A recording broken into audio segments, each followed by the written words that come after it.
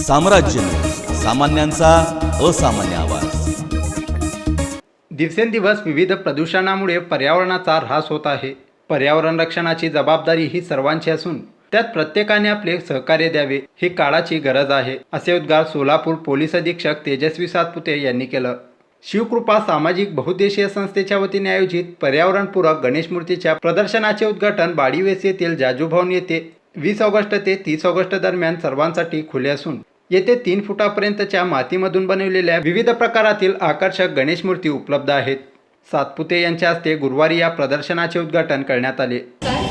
मधुर सोलापूरकर या बचत गटाच्या माध्यमातून खूप सुंदर उपक्रम वृक्षविनायकाचा आपल्या सोलापूरमध्ये होत आहे। गेल्या 15 वर्षांपासून आपल्या भगिनी बचत गटाच्या माध्यमातून आणि इवन राष्ट्रीय बाल कामगारांच्या माध्यमातून या सुंदर निसर्ग नेचर फ्रेंडली निसर्गाला साजेशा आणि अत्यंत छान सुबक मूर्ती या ठिकाणी बनवत आहेत आणि सोलापूरकरांना गणेश उत्सवासाठी उपलब्ध करून देत आहेत। या संपूर्ण टीमचं मी खूप मनापासून अभिनंदन करते आणि आपल्याला सगळ्यांनाच माहिती आहे की परमेश्वर हा तर जडीस्थळी काष्टी पाषाणी आहे, प्रत्येक कणाकणामध्ये आहे आणि मूर्तीच्या स्वरूपामध्ये तो आपल्या घरामध्ये प्रवेश करतो आणि 10 दिवस आपला सखा सोबती म्हणून राहत असतो।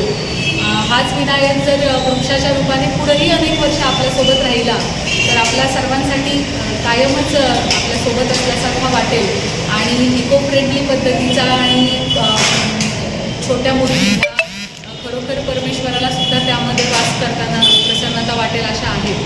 त्यामुळे आपण सगळ्यांनी वृक्षविनायक आपल्या घरी नेऊन त्यांची प्रतिष्ठापना करून यावर्षीचा गणेशोत्सव साजरा करावा आणि आपलं योगदान आपल्या निसर्गाला द्यावं अशी मी आपल्या सगळ्यांना विनंती करते। या प्रसंगी शांती टेक्निकल इन्स्टिट्यूटच्या संचालिका सुजाता सक्करगी, राष्ट्रीय कीर्तीच्या भारुडकर गार्गी काळे, ज्येष्ठ लेखिका सुनेत्रा पंडित, उद्योजिका जान्हवी माखीजा, माजी प्रशासकीय अधिकारी पौर्णिमा डोळे, पथनाट्य चळवळीचे उद्गाते आशुतोष नाटकर, फोनपे कंपनीचे व्यवस्थापक धानशे सावळगी, ऑल इंडिया धनगर समाज पश्चिम महाराष्ट्र उपाध्यक्ष मनीषा माने, निर्मला विभूते आदींची व्यासपीठावर प्रमुख उपस्थिती होती।